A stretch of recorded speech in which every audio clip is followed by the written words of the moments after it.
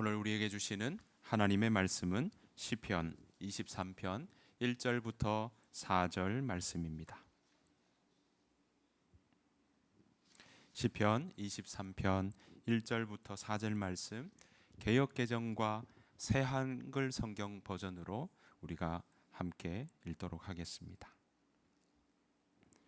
먼저 개역개정 버전입니다. 1절부터 4절 우리 한 목소리로 다 함께 봉독하겠습니다. 여호와는 나의 목자시니 내게 부족함이 없으리로다. 그가 나를 푸른 풀밭에 누이시며 쉴 만한 물가로 인도하시는도다. 내 영혼을 소생시키시고 자기 이름을 위하여 의의 길로 인도하시는도다. 내가 사망의 음침한 골짜기로 다닐지라도 해를 두려워하지 않을 것은 주께서 나와 함께 하심이라. 주의 지팡이와 막대기가 나를 안위하시나이다. 아멘. 새한글 성경 버전으로 한 번 더 읽겠습니다. 한 목소리로 같이 봉독합니다. 여호와가 나의 목자, 내게 모자람 없네. 푸른 풀밭에 나를 눕히시네. 물가 푹 쉴 곳으로 나를 데려가시네. 내 영혼을 회복시켜 주시네. 나를 이끄시네. 의로운 길로 여호와의 이름을 위해서라네. 캄캄한 골짜기를 가야 해도 나 잘못될까 두려워하지 않습니다. 주님이 나와 함께 하시니까요. 주님의 막대기와 지팡이가 내게 힘이 됩니다. 아멘. 지난주에 이어서 오늘 우리에게 신앙이 성장한다는 것은 이라는 말씀으로 우리 말씀 사경의 세 번째 시간 함께 가지기를 원합니다. 이 시간 송민원 목사님 나오셔서 말씀 전해 주실 때 힘차게 우리 축복과 환영의 박수 하도록 하겠습니다.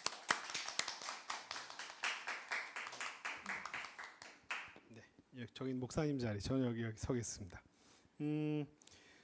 방금 목사님께서 그 말씀하신 것 중에 제가 제일 듣기 제일 행복한 이야기를 하셨어요. 뭐냐면 오늘 선포되는 하나님의 말씀은 시편 23편 1절에서 4절입니다 라고 이야기를 하셨어요. 이거 되게 중요한 이야기입니다. 뭐냐면 저는 한국 개신교의 가장 큰 문제 중에 하나가 말씀과 설교를 혼동하는 것에서 온다고 생각해요.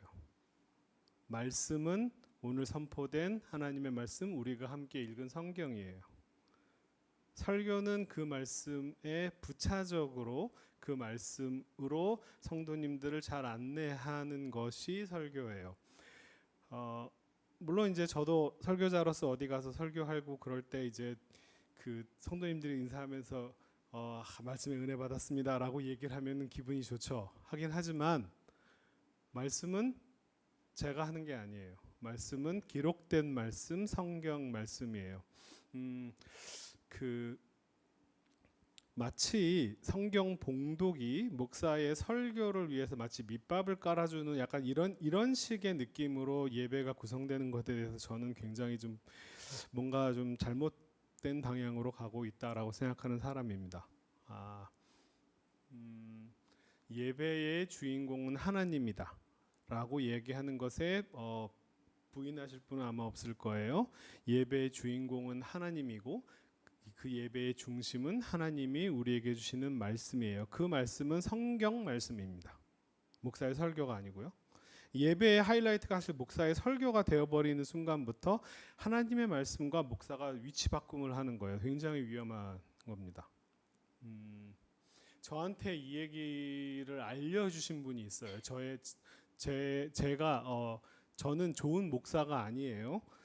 저는 이렇게 성도님들을 양육하고 이렇게 막 1대1 상담하고 가정신방 이런 거 잘 못하는 사람입니다. 그런데도 내가 목사가 될 수 있을까에 대한 고민을 어렸을 때 많이 했는데 저의 스승님 중에 한 분이신 그분은 정말 말씀 사역자라고 스스로를 규정하시는 분이고 저도 마찬가지예요. 신방은 한 번도 안 하시는 분이에요. 오로지 성경 말씀만 연구하시고 근데 그렇다고 해서 그분이 뭐 말씀을 잘하거나 막 설교를 막 말을 막 기가 막히게 웅변하는 것처럼 하시는 분도 아니에요. 그냥 되게 쭈글쭈글쭈글쭈글 이렇게 얘기하시는 분인데, 그럼 정말 성경 말씀 한 구절 한 구절에 대해서 정말 깊이 묵상하고 깊이 연구하시고 그 얘기들을 쭉 설교 시간에 하는 거예요. 제가 고등학교 때 저희 담임 목사님이셨는데, 저희 아버지가 목사님 하시기 전에 저희 아버지가 이제 처음으로 부목사실로 갔을 때 그 교회 담임 목사님이셨어요. 그날 본문이 오늘처럼 시편 23편이었습니다.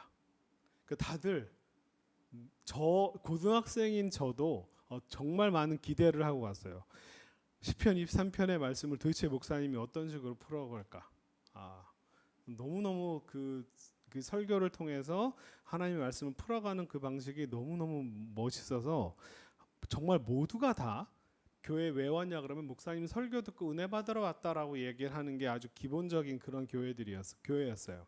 그러니까 저 역시도 시편 23편의 이 말씀을 그 목사님이 어떻게 설교하실까를 너무나 기대하면서 예배에 왔는데, 목사님이 시편 23편을 이제 이렇게 봉독을 다 하고 나서 이제 나와서 설교 말씀을 딱 하는 그 첫 마디가 뭐였냐면,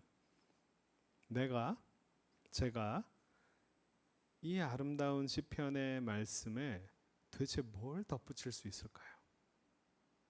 내가 여기다가 한 마디만 덧붙이면 이 아름다운 하나님의 말씀이 훼손될 것 같아요. 그래서 우리 모두가 다 같이 시편 23편을 크게 한번 처음부터 끝까지 다 같이 읽읍시다 라고 해서 다 같이 쭉 봉독을 해요. 다 같이 크게 다시 한번 읽었어요. 그리고 그냥 내려가 버렸어요. 목사님이 설교를 안 한 거지. 그때 그 설교가 저한테는 제가 지금까지 평생 들었던 설교 중에 최고의 설교였어요. 짧아서도 있겠지만 설교를 안 하심으로써 예배의 주인공이 목사의 설교가 아니다라고 하는 것을 정말 너무나 명확하게 저한테 알려주셨어요. 예배의 주인공은 하나님이고 하나님의 말씀이 핵심이다. 그리고 그분의 설교는 그 말씀을 설명해주고 풀어주는 것이었지. 그런데 그 시편 23편의 말씀을 설교를 하지 않음으로써 주인공이 하나님의 말씀 선포가 바로 이거다라고 하는 것을 너무나 가장 커다란 웅변으로 설교를 하지 않음으로써 최고의 설교를 저한테 해주셨어요. 그래서 여러분 혼동하지 마세요. 여러분들은 그래서 설교는 그 오늘 선포된 하나님의 말씀으로 성도님들을 잘 인도하면 성공한 설교고요. 그러지 못하면 아무리 감동을 주고 뭐 눈물을 흘리게 만드는 이야기라고 할지라도 그날 선포된 하나님의 말씀과 아무런 상관이 없는 목사 자기 얘기라든지 개인의 경험이 그런 실패한 설교예요. 오늘 예배의 주인공은 하나님이고 하나님의 말씀이 예배 전체의 하이라이트가 돼야 돼요. 저는 예배 형식에 대한 고민을 좀 하고 있습니다. 어떻게 하면 하나님의 말씀이 선포되는 그 순간이, 말씀을 봉독하는 순간이죠. 제가 미국 교회에 다녔을 때는 이렇게 강대상이 2개가 있었어요. 그래가지고 목사님 설교하는 단상이 따로 있고 말씀 봉독자가 나와서 말씀을 봉독하는 단상이 따로 있었습니다. 하나님의 말씀이 선포되는 딱 그 순간이 예배 전체에 되게 하이라이트 같은 거예요. 그러니까 목사님 설교 끝나고 이 말씀 따라 사는 동안 이런 식으로 목사님의 설교를 따라서 살아가는 것처럼 예배 형식이 구성되어 있는 교회들도 좀 있어요. 제가 가보는 교회 중에. 저는 그것은 별로 좋지 않다고 생각합니다. 오늘 선포된 하나님의 말씀이 예배 전체의 가장 중심에 서 있어야 되고, 그 선포되는 순간이 예배 전체의 하이라이트가 가장 빛나는 순간이 될 수 있는 그 예배의 어떤 구성 방법이 뭘까? 저 아직도 지금 그 고민을 하고 있습니다. 자, 그래서 설교는 사실은 부차적인 거예요. 없어도 괜찮습니다. 자, 이거 좀 그래서 오늘 선포된 하나님의 말씀은 제가 여러분에게 드릴 얘기가 아니라 오늘 선포된 하나님의 말씀은 바로 시편 23편 이 말씀이에요. 다 같이 한번 우리 큰 소리로 한번 읽도록 하겠습니다. 하나님의 말씀을 모두가 다 제사장으로서 하나님의 말씀을 선포하는 사람으로서 다 같이 한번 읽도록 하겠습니다. 시작. 여호와는 나의 목자시니 내게 부족함이 없으리로다. 그가 나를 푸른 풀밭에 누이시며 쉴만한 물가로 인도하시는도다. 내 영혼을 소생시키시고 자기 이름을 위하여 의의 길로 인도하시는도다. 내가 사망의 음침한 골짜기로 다닐지라도 해를 두려워하지 않을 것은 주께서 나와 함께 하심이라. 주의 지팡이와 막대기가 나를 안위하시나이다. 아멘. 아멘. 이게 하나님의 말씀이에요. 오늘 선포된 하나님의 말씀입니다. 여기에 제가 뭘 덧붙일 수 있을까요? 라고 설교를 끝내면 여러분 되게 좋으시겠죠, 그죠? 죄송합니다만 덧붙일 게 많아요.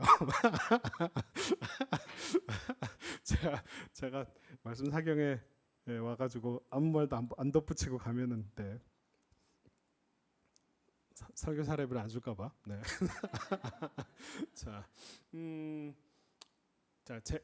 목사의 설교는 뭐냐면 바로 이 말씀으로 여러분의 이 세계를 여러분에게 잘 안내해드리면 이 말씀의 과연 의미가 무엇인지를 안내해드리면 성공한 설교가 되는 거예요. 제가 히브리어의 시간이라고 하는 책의 맨 첫 번째 이야기로 요거를 썼는데, 자 이거를 우리 지금 다른 번역으로 이렇게 읽어보는 것도 되게 좋아요. 새 번역으로 한번 보면은 내가 비록 죽음의 그늘 골짜기로 다닐지라도 주님께서 나와 함께 하시고 주님의 막대기와 지팡이로 나를 보살펴 주시니 내게는 두려움이 없습니다. 네, 비슷한 표현이지만 살짝 표현들을 다르게 하면 느낌이 되게 달라요. 성경을 여러 가지 버전으로 참 여기 올 때마다 성경본을 여러 가지 다른 버전으로 보는 건 되게 좋은 일입니다. 자기한테 익숙하지 않은 성경 버전으로 읽는 것은요 일종의 영성 훈련이기도 해요. 신앙은 굉장히 관성적으로 진행이 되는 경향이 있어요. 우리가 삶도 이렇게 일반적으로 패턴을 자꾸 만들어서 그 패턴에 익숙한 대로, 그래서 그게 안전하니까요. 그래서 신앙도 자기가 안전하고 익숙한 데 안주하려고 하는 경향이 있는데, 이게 왜 그것을 벗어나는 게 왜 영성 훈련이냐면, 그렇다 보면 자기가 익숙한 관성적인 신앙을 하게 되다 보면 하나님의 음성을 듣는 것, 하나님의 뜻을 따르는 것도 굉장히 관성적으로 진행이 돼요. 하나님의 음성을 하나님이 가끔은 내가 익숙하지 않고 내가 안전한 영역 바깥에도 하나님이 다 다스리시는 영역인데 그 바깥에서 들려오는 이야기들을 듣는 훈련이기 때문에 그래요. 제가 좋아하는 프랑스 철학자이자 신학자인 시몬 베유라고 하는 사람은 외국어를 배우는 것도 영성훈련의 하나다라고 얘기를 했어요. 왜냐하면 한국말로 인생의 삶을 경험하는 그 한계 내에서 자기 자신을 벗어나게 만들기 때문에 그래요. 영어를 공부하거나 아니면 히브리어를 공부하거나 이런 다른 언어를 공부하는 건 자기가 익숙한 세계관, 자기가 익숙한 문화권에서 자기 자신을 벗어나게 만들기 때문에 그것은 나한테 낯설게 말씀하시고 내가 익숙하지 않은 방식으로 나에게 말씀하시는 성령의 음성을 듣는 훈련이기도 해요. 그러니까 영성 훈련이라고 표현을 쓰는 거예요.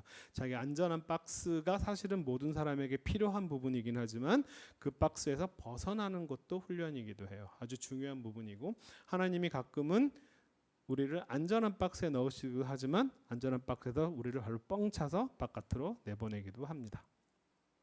그게 다 영성 훈련의 한 부분이에요. 그래서 익숙하지 않은 버전으로 성경을 읽어보고 난생 처음 내가 이 구절을 보는 사람의 눈으로 성경을 읽는 것도 아주 좋은 거예요. 공동번역 한번 볼게요. 나 비록 음산한 죽음의 골짜기를 지날지라도 내 곁에 주님 계시오니 무서울 것 없어라.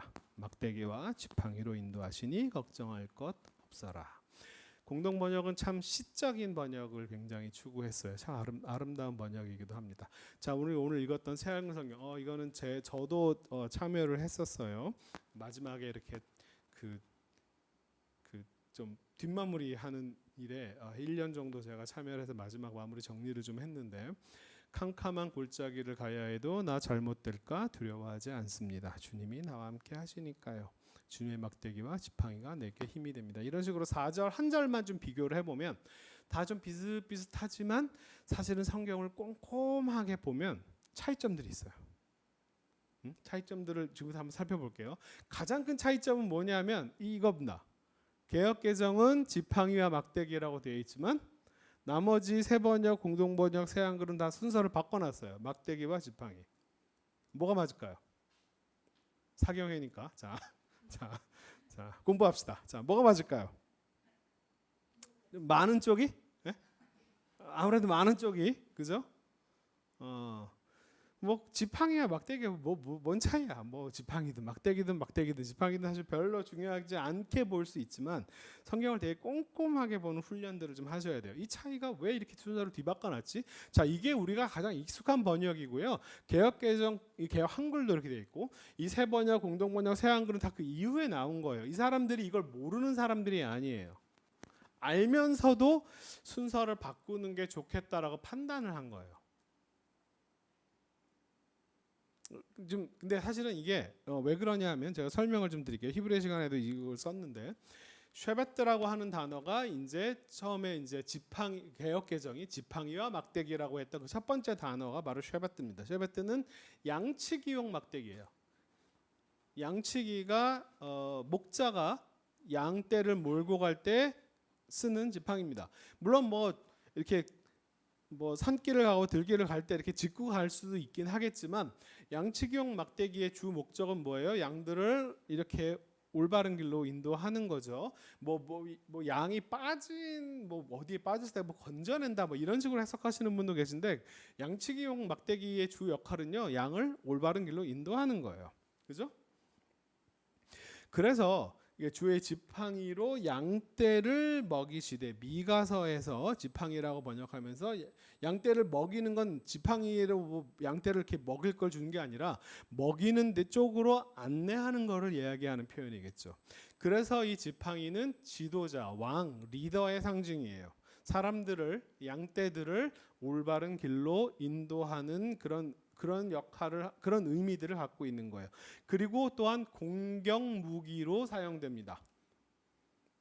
양을 때리는 건 아니고요. 뭐 양을 때리기도 하겠지만 올바른 길로 양을 공격하는 게 목적이 아니라 양떼를 보호하기 위해서 뭐 늑대라든지 다른 짐승이 왔을 때 그 짐승들을 물리치기 위해서 그걸 사용하기도 합니다. 그런 여러 가지 의미로 쓰고 있어요. 그래서 이게 양을 때리기도 하죠. 나는 그에게 아버지가 되고 그는 내게 아들이 되리니 그가 만일 죄를 범하면 잘못된 길로 가면 내가 사람의 매와 그러니까 쉐베트라고 하는 단어를 써놓고 앞에서는 지팡이라고 번역했지만 다른 구절에서는 매라고 번역했어요. 이게 제가 히브리어를 공부해야 된다고 좀 알아야 된다고 하는 이유가 바로 이런 거예요. 성경에 우리 한글로만 보면은 매라고 하는 단어와 지팡이가 같은 단어인지 몰라요. 근데 같은 단어예요. 사람의 매와 인생의 채찍으로 징계. 하나님께서 여러분들을 매로 매질을 하고 채찍으로 하시. 뭐 요즘에는 그러면 안 되겠지만 이렇게 징계를 하는 이유가 뭐냐면은 부모 자식 간의 관계이기 때문에. 요즘은 뭐 부모가 자식을 때리면 안 되죠. 하지만 무슨 의미인지는 아시겠죠? 여러분을 징계하고 하나님이 도대체 나한테 왜 이러시나, 나한테 왜 이렇게 채찍질을 하시나, 왜 내 인생을 이렇게 힘들게 하시나라고 할 때 하지만 그 이유는 뭐냐면 하나님이 여러분의 부모가 되시기 때문이에요. 그러고 얘기하시는 거예요. 안 그러면 그냥 마음대로 살게 내버려둘 수도 있습니다. 내가 회초리로 그의 죄를 다스리며 채찍으로 그의 죄악을 벌하리로다.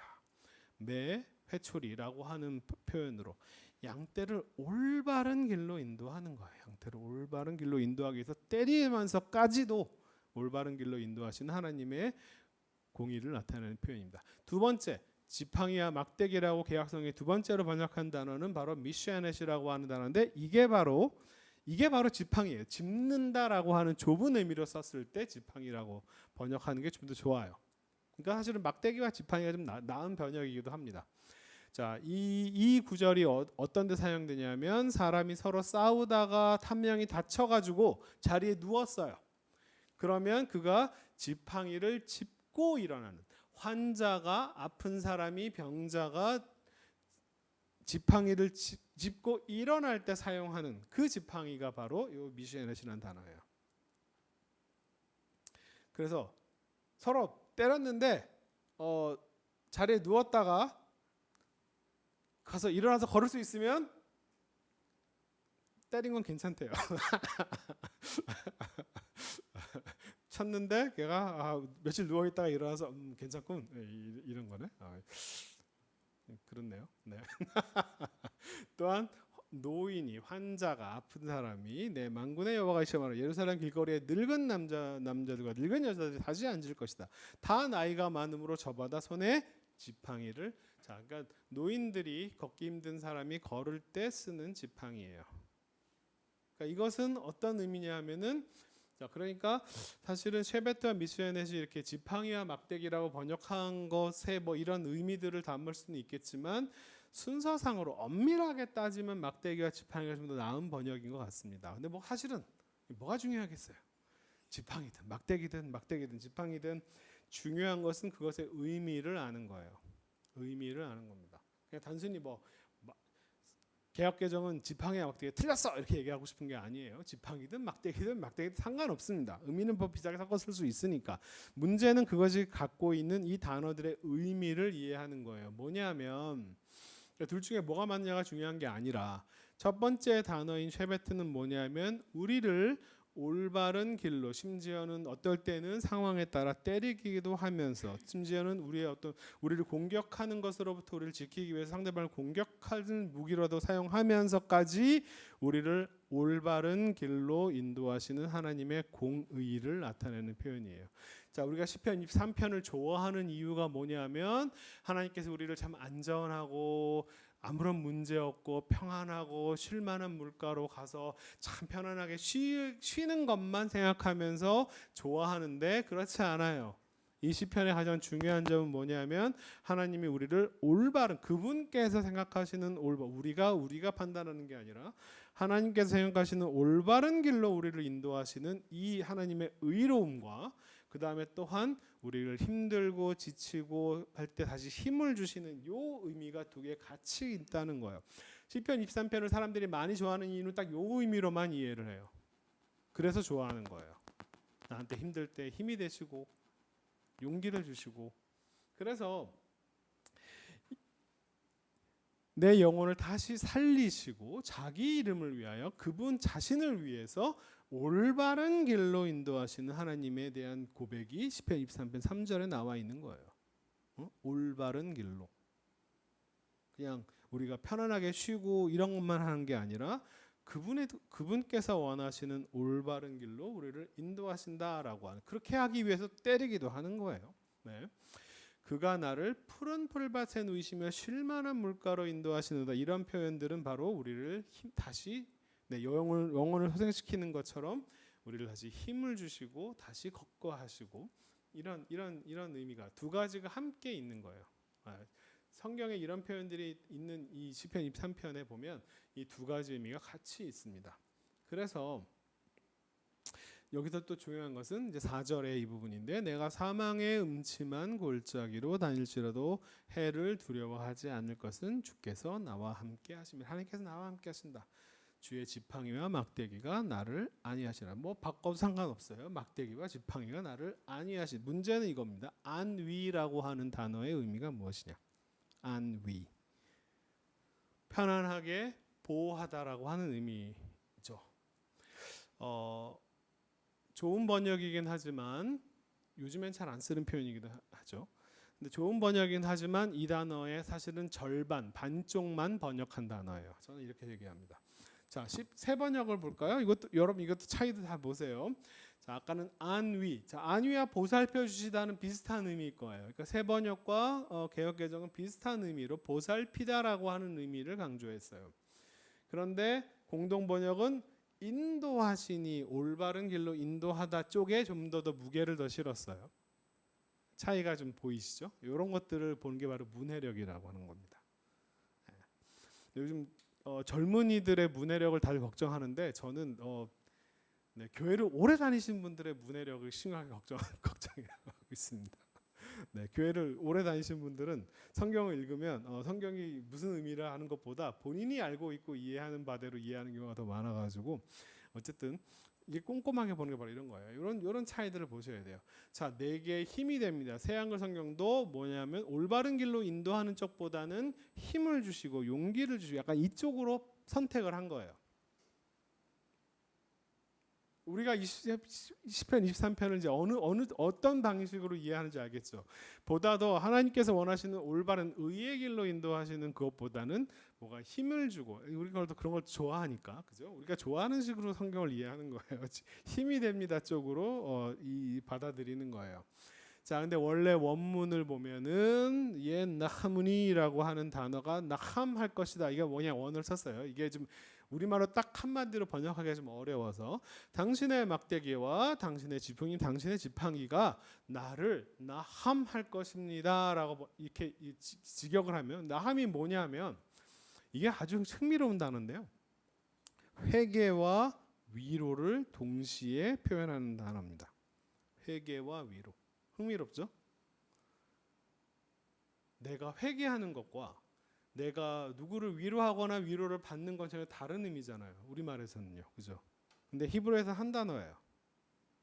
회개하다와 위로하다. 이게 어떻게 같은 단어야? 한번 좀 예문 좀 들어볼게요. 자, 이 나함이라고 하는 단어가 어떻게 쓰는지 보세요. 땅 위에 사람 지으셨음을 하나님께서 회개하셨다라고 말하기가 어려우니까 한탄하셨다라고 하나님에 맞춰서 단어를 번역한 거예요. 내가 사울을 왕으로 세운 것을 후회한다. 다 여기서 같은 단어가 쓰인 겁니다. 사람들에게 해당해서는 회개적인 회개라고 번역하는 게 좋겠죠. 하나님이 회개하셨다라고 말을 쓸 수 없으니까 하나님은 한탄이나 후회라고 번역을 했고 이게 사람에 대해서는 그들의 악을 뉘우쳐서 회개했다라고 하는 표현이죠. 뉘우쳐서 내가 행한 것이 무엇인지 말하는 자가 없고 자 이렇게 이제 그러니까 이거는 다 회개에 관련된 표현입니다. 그런데 위로라고 똑같은 단어가 위로라고 하는 그의 모든 자녀가 위로하되 그러니까 아내가 죽어서 슬퍼할 때 자녀들이 와서 아버지를 위로하는 그런 장면입니다. 그가 그 위로를 받지 않았다. 이사야에서 너희는 위로하라. 내 백성을 위로하라. 같은 단어가 써요. 희한하죠. 그럼 이걸 어떻게 봐야 되죠? 어떻게 번역해야 되지? 제가 설명해드릴게요. 간단하게 얘기하면 이겁니다.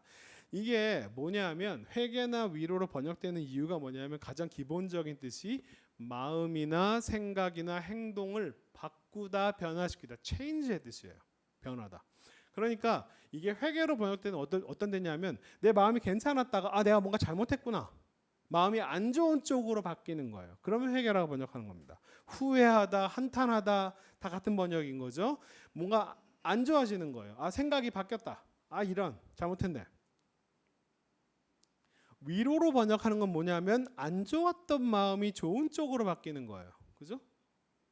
그러니까 이 단어가 한 단어로 다 쓸 수 있는 거예요.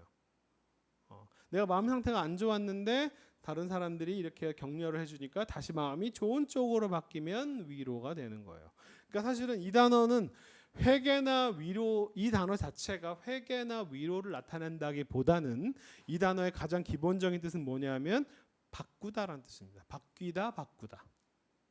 자신의 생각이나 마음이나 행동이 바뀌어지는 것 혹은 바꾸는 것, 변화하는 것. 변화되는 것 혹은 변화시키는 것 이런 걸 의미하는 표현이에요. 그러니까 이거 한번 예문을 볼게요. 자, 이건 뭐냐면 이게 하나님을 상대로 모세가 설득을 하는 장면인데 이스라엘 백성이 하도 이렇게 말을 안 들으니까 하나님이 화가 나셨어요. 열받으셔가지고 그때 후회하다 한탄하다라는 표현이 있어요.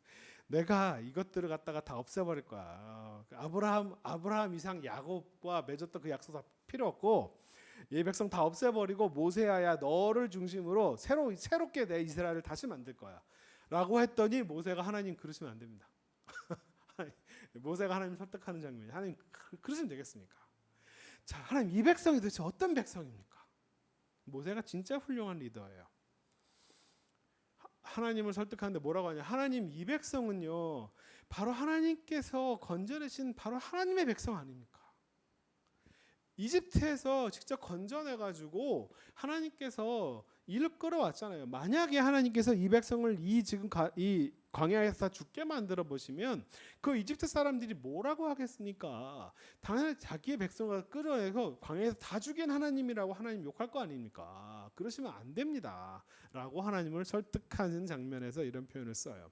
하나님 화내시면 안 돼요. 애굽 사람들이 아니 나쁜 마음을 가지고 하나님이 나쁜 마음을 가지고 자기 백성을 끌어내서 다 죽였다라고 그렇게 말하면 어떡합니까 하나님?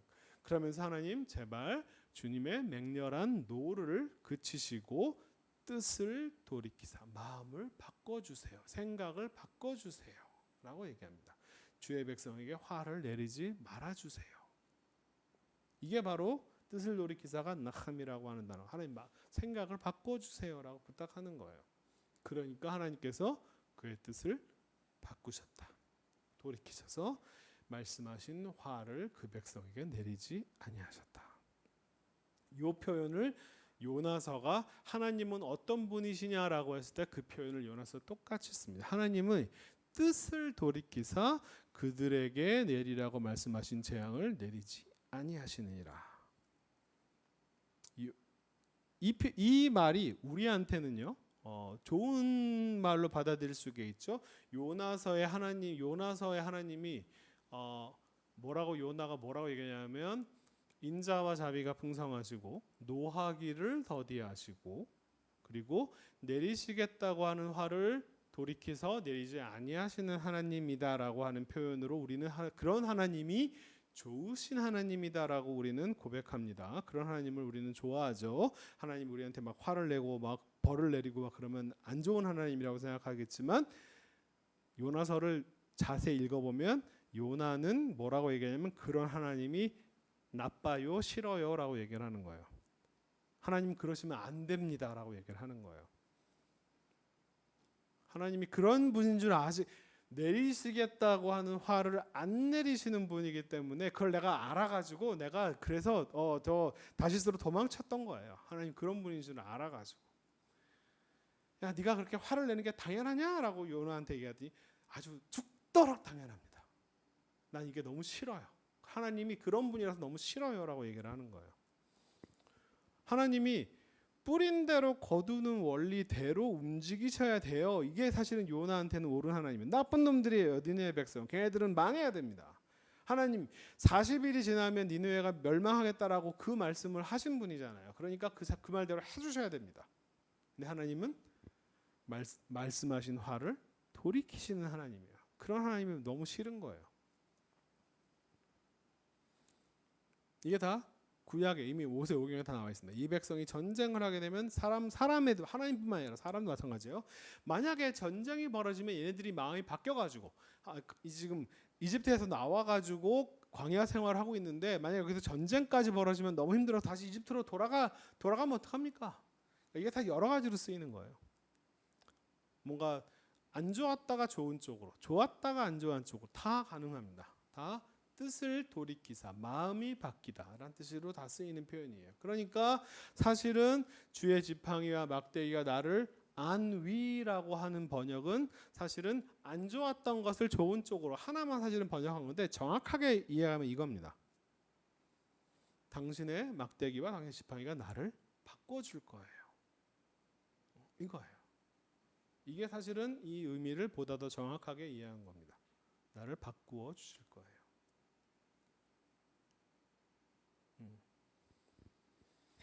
바꾸는 건 두 가지입니다. 하나는 막대기였죠. 뭐냐면은 내가 잘못된 길을 갈 때 하나님께서 나를 올바른 길로 바꿔 주실 거예요. 내가 힘들고 지치고 힘이 빠져 더 이상 갈 힘이 없을 때 하나님께서 나를 바꾸어 주셔서 다시 힘이 나게끔 하실 거예요. 이 두 가지 의미가 같이 들어가 있는 표현입니다. 그래서 제가 이걸 제가 평생 해야 될 일이 이 성경을 이렇게 여러분이 이 원어의 의미, 원어가 저한테 주시는 의미들을 여러분들이 이렇게 잘 이해할 수 있도록 이렇게 풀어서 번역하는 게 제가 평생 해야 될 일인데 내가 잘못된 길을 갈 때 하나님의 공의의 막대기, 올바른 하나님의 의의 막대기와 막대기가 나의 뜻과 생각과 행동과 방향을 바꾸어서 하나님의 올바른 길로 나를 인도해 주실 거예요.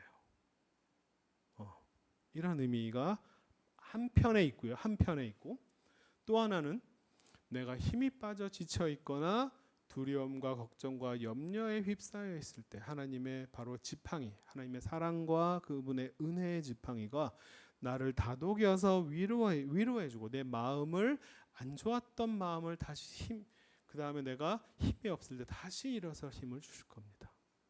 이 두 가지 이야기가 한꺼번에 같이 있는 거예요. 그러니까 걱정이 없는 거예요.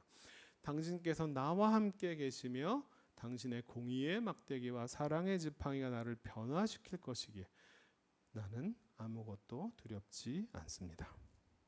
이런 고백이에요. 여기서 가장 중요한 개념은 뭐냐면 내 삶의 주인이 누구냐라고 하는 표현이에요. 이 말의 주인공, 이 말의 주어가 뭐냐는 거예요. 자, 이게 신약의 이제 사경이니까 공부 약간만 더 마지막 공부 하나 더 할게요. 뭐냐면 피스티스 논쟁이라고 하는 신약학의 아주 유명한 논쟁이 있습니다. 피스티스는 뭐냐면 두 가지로 번역이 가능해요. faith라고 번역할 수도 있고 faithfulness라고 번역할 수도 있습니다. 이게 좀 애매해요. 이게 뭐가 그렇게 큰 차이냐 싶지만 엄청난 차이가 있어요. 자, 믿음, faith, pistis라고 하는 표현을 믿음이라고 번역하면 그것은 누가 믿는 거예요? 내가 믿는 겁니다. 그런데 faithfulness, 신실하심이라고 번역하면 하나님의 신실하심이고 그리스도의 신실하심이 돼요. 그러니까 피스티스 크리스투라고 하면 그리스도의 피스티스네. 그리스도의 피스티스인데 이거를 번역할 때 그리스도를 내가 믿는 것으로 번역해야 될지 아니면은 그 그리스도의 신실하심, 그분의 흔들림 없음, 그분의 변함, 한번 그분이 말씀하신 것을 반드시 이루는 그분이 확실하게 믿을 만한 분이다라고 하는 것을 나타내는 표현인지 이게 굉장히 큰 차이를 가져요. 그래서 독일 학계 쪽에서는 독일 신약 학계 쪽은 약간 이쪽으로 이해를 하고 있고요. 영미권의 학계에서는 이쪽으로 많이 이해를 하고 있습니다. 이게 두로 나누어져 가지고 오랫동안 논쟁을 해요. 제가 어떻게 판단을 하냐고 물어보면 저는 사실은 이게 그러니까 둘 중에 하나를 선택할 수 없어요. 실제로는 만약에 이 피시스라고 하는 단어가 성경에 쭉 시작해 쭉 써 있는데 둘 중에 하나를 선택해서 이걸로만 모든 것을 다 해석을 하면요 말이 안 돼요. 안 되는 구절 되게 많아요. 그리고 이렇게 해석을 해서 이렇게 하나로만 쭉 다 해석을 하면 다 되느냐? 그렇지도 않아요. 그러니까 이 단어 피시스라고 하는 단어 자체는 이 두 가지 의미를 같이 포함하고 있는 게 맞아요. 그래서 둘 다 맞다라고 얘기할 수밖에 없어요. 문제는 이제 정확하게 어느 특정한 구절에서 무엇이 맞냐를 고민을 해야 될 상황이 벌어지는 거긴 하죠. 그리고 단순히 그냥 성경 한 단어를 어떻게 이해하고 번역하느냐의 문제가 아니라 여러분 우리의 신앙의 과정을 한번 생각해 보세요. 이걸 믿음이라고 번역해야 될지 신실하심이라고 번역해야 될지 저는 둘 다 중요하고 가장 근데 이걸 이런 식으로 이해하는 게 좀 좋을 것 같아요. 뭐냐면 내가 신앙생활을 처음 시작할 때 하나님을 처음 믿기로 했을 때는 가장 중요한 게 이거예요. 내가 하나님을 믿겠다라고 결심하는 그 순간만큼 정말 되게 신비롭고 아름다운 순간이 없을 거예요. 믿음의 한 발을 딱 내딛는 것. 그 앞에 뭐가 펼쳐질지 모르겠지만 낭떠러질 수도 있지만 그 한 발을 딱 내딛는 그 결단이 정말 중요해요. 근데 신앙생활을 5년, 10년, 20년 계속 하는데도 여전히 계속 이것만 중요하다고 생각하면 사실은 신앙이 성장하지 않은 거예요. 여러분 이거를 제일 중요하게 생각하는 데가 어딘 줄 아세요? 이단들입니다. 이단들은 믿음을 되게 강조해요. 그래서 믿음이 흔들리지 않기 위해서 유튜브도 보면 안 되고 뉴스도 보면 안 돼요. 교주가 하는 말만 달달달 외우게 만듭니다. 질문하지 않아요. 우리 목사님처럼 외부 강사를 초대하지 않습니다. 왜냐하면 딴소리 할까 봐. 그죠? 무조건 정답만 외우게 시켜요. 왜? 믿음이 흔들리면 안 되니까.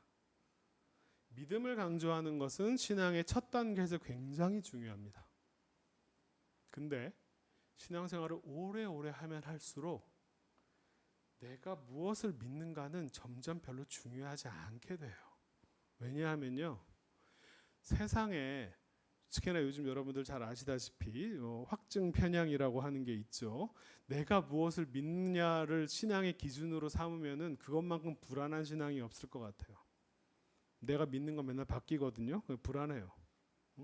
내가 무엇인가 어떤 확신을 가지고 굳건히 붙들어야 한다라고 하는 것을 기준으로 신앙생활을 하면 그것만큼 불안한 신앙이 없어요. 기준이 나니까요.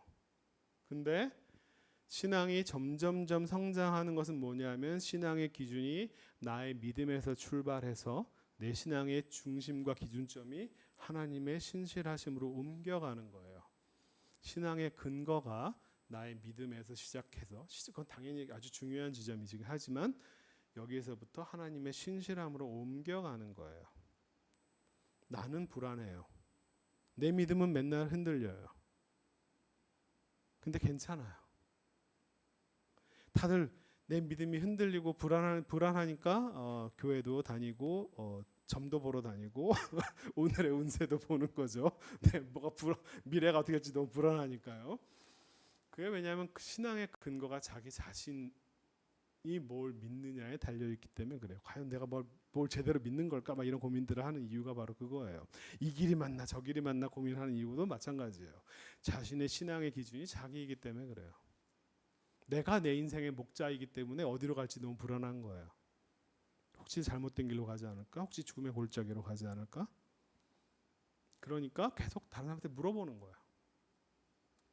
자신의 신앙의 근거가 하나님의 신실하심에 두면요 불안하지 않아요. 왜냐하면 내가 어떤 길을 가더라도 그 길을 인도하시는 분이 하나님이시기 때문에요. 신앙의 기준이 나에게서부터 나에서 출발해서 점점점 정말 나를 기준으로 신앙이 이루어지는 것이 아니라 하나님의 기준으로 신앙이 옮겨가는 것이 바로 신앙이 성장하는 거예요. 자, 그래서 지금 보세요. 나는 잘못될 수 있어요. 왜냐하면 내가 목자가 아니니까요. 나는 양이에요. 근데 나를 인도하시는 분이 뭐예요? 주님의 막대기와 지팡이가 나를 바꾸어 줄 거예요. 나는 잘못된 길, 나는 사망의 음침한 골짜기를 갈 수 있어요. 근데 거기서도 내가 걱정하지 않는 건 뭐냐면 내가 잘못된 길로 가면 그것을 올바른 길로 인도하실 분이 하나님이시기 때문에요. 그러니까 걱정할 거 없어요. 이 길을 가면 혹시 잘못된 길로 가지 않을까? 그 길로 어디 길로 가더라도 하나님께서 나를 올바른 길로 인도해 주실 거예요. 그걸 믿으면 두려워하지 않아요. 자, 우리가 이 찬양 오 신실하신 주라고 하는 내게 두려움이 없는 것은 내가 굳건한 믿음이 있어서 내가 하나님을 정말 내가 반드시 전혀 흔들리지 않는 믿음이 있어서가 아니라 하나님께서 변함없이 신실하신 분이기 때문에 내가 두려움이 없는 거예요. 나는 변해요. 나는 어제나 오늘이 달라요. 오늘 하루만 해도 달라요. 어제와 오늘이 달라요. 여러분 어제와 오늘이 가장 다른 게 뭐예요, 여러분? 하루치 늙었잖아요, 그죠? 여러분 늙었습니다. 그러니까 우리는 달라요. 근데 우리의 신앙이 두려움 없고 걱정 없는 이유가 뭐냐면 하나님이 신실하신 분이기 때문에 그래요. 자, 오늘 우리 시편에도 주님께서 나와 함께 계시니라고 하는 표현이 나옵니다. 성경에 하나님께서 누구와 함께 있었다라고 하는 임마누엘의 신앙, 우리가 지난주에도 얘기했지만 하나님께서 누구와 함께 하셨다라고 하는 표현이 성경에 되게 흔하게 나오는 것처럼 보이지만 실제로는 그렇게 실제로 그 표현이 많이 나오질 않아요. 창세기에 하나님과 함께한, 하나님과 동행한 사람들에 대한 이야기가 나오죠. 근데 그렇게 물론 하나님이 모두와 함께 하셨긴 했지만 하나님께서 누구와 함께 계셨다라고 하는 표현이 구체적으로 정확하게 딱 나오는 사람이 실제로 그렇게 많지는 않아요. 물론 아브라함도 함께 하셨고 이삭도 야곱도 다 했지만 재밌는 흥미로운 지점 중에 하나가 뭐냐면 창세기의 한 장에, 제가 지난주에 이 얘기를 했는지 모르겠지만 창세기 어느 한 장에 하나님께서 누구와 함께 계셨다라고 하는 표현이 3번이나 동시에 같이 나오는 장면이 어디냐 하면 바로 요셉의 이야기예요.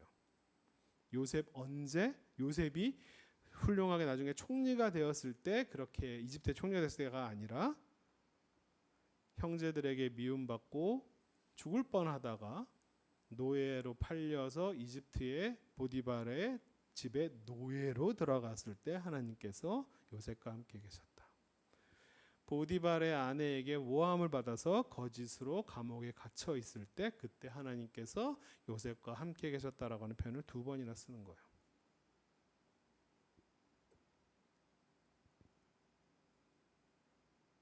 그때 요셉이 자기 상황을 막 변명하거나 뭐 억울해요 뭐 그렇게 얘기를 한 적은 있죠. 나는 아무 잘못이 없는 사람으로서 여기 왔습니다라고 이야기를 합니다. 강도를 많이. 사실은 정확하게 얘기하면 누구를 비난할 수 있어요. 형제들이 나를 이렇게 했습니다. 혹은 뭐 자기 주인의 아내가 나를 모함해서 이렇게 됐습니다라고 얘기할 수 있지만 자기는 강도를 맞아서 여기 왔다 이렇게 표현합니다. 아주 흥미롭게 얘기를 하는데 누구를 비난하지 않아요. 하지만 저는 아무 잘못이 없는 채로 여기 왔습니다라고 얘기를 하죠. 그리고 남에게 선을 베푸는데 그 사람이 감옥에 풀려 나가서 2년 동안 잊어버려요.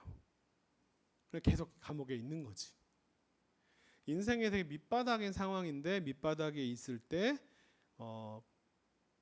하나님께서는 뭐라고 얘기하냐면 그때 하나님이 요셉과 함께 계셨다라고 하는 표현을 쓰는 거예요. 그때 요셉이 얼마나 불안했는지는 모르겠어요. 아마 그런 표현은 안 나오니까 아마 두려움이 없을 것 같아요. 하나님께서 그 자리에 함께 계셨다라고 하는 표현.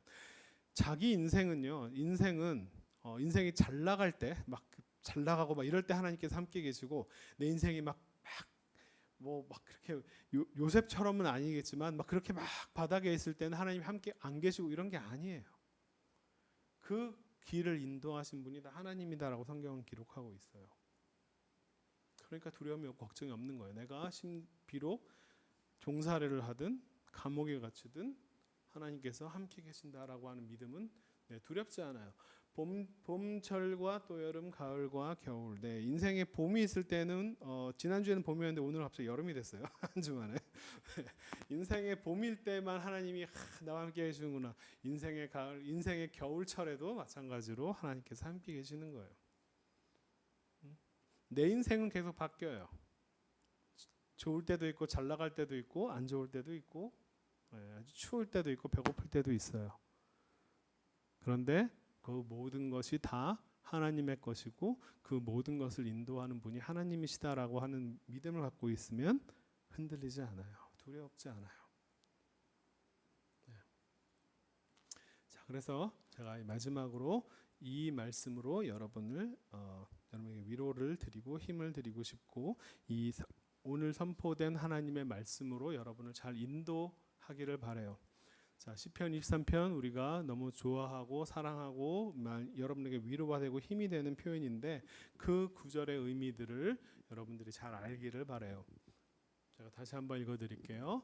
내가 잘못된 길을 갈 때 하나님의 의로운 막대기, 공의의 막대기가 나의 뜻과 생각과 행동과 방향을 바꾸어서 나를 그분의 올바른 길로 인도하실 겁니다. 나는 잘못된 길을 갈 수 있어요. 나는 사망의 음침한 골짜기를 갈 수 있다고. 하나님이 함께 하시면 절대로 사망의 음침한 골짜기 갈 리가 없어요. 이게 잘못된 믿음이에요. 갈 수 있어요. 하나님이 함께 계셔서 노예로 팔려갈 수 있고요. 하나님께서 함께 계셔서 감옥에 갈 수 있어요. 하나님께서 함께 계셔서 억울한 일을 당할 수 있어요. 그런데 걱정이 없어요. 왜냐하면 하나님께서 나를 올바른 길로 인도하실 것이니까. 내가 힘이 빠져서 지쳐 있을 때 어떻게 하나님이 나한테 이렇게 하실 수가 있나. 두려움과 걱정과 염려에 너무너무 한 발만 잘못 디디면 낭떠러지 같은 그런 혹시 이 길이 맞나 저 길이 맞나.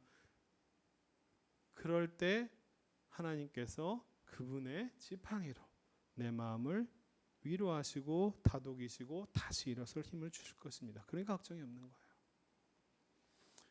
그분 당신께서 나와 함께 계시며 당신의 공의의 막대기와 사랑의 지팡이가 나를 바꾸어 주실 것이기 때문에 나를 변화시킬 것이기 때문에 나는 아무것도 두렵지 않습니다. 내 신앙의 중심이 나였다면은 불안했을 거예요. 그런데 나를 바꾸실 분이 뭐냐면 바로 하나님이시고 하나님의 막대기와 지팡이가 나의 삶을 인도하실 것이기 때문에 나는 아무런 두려움이 없습니다. 이 신앙이 저와 여러분의 신앙이 되기를 바랍니다. 기도하겠습니다. 하나님,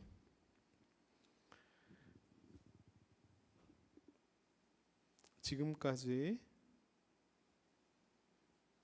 나를 중심으로 신앙을 해왔다면 하나님 지금 깨닫게 하시고 알게 하소서. 지금까지 우리의 모든 삶의 한 걸음 한 걸음을 인도하신 분은 하나님이시라는 것을 알게 하시옵소서. 우리의 신앙이 우리로부터 점점점 하나님의 중심으로 하나님의 기준에 맞춰서 하나님의 인도하심을 믿고 의지하며 살아갈 수 있게 하여 주시옵소서. 예수님의 이름으로 기도합니다. 아멘.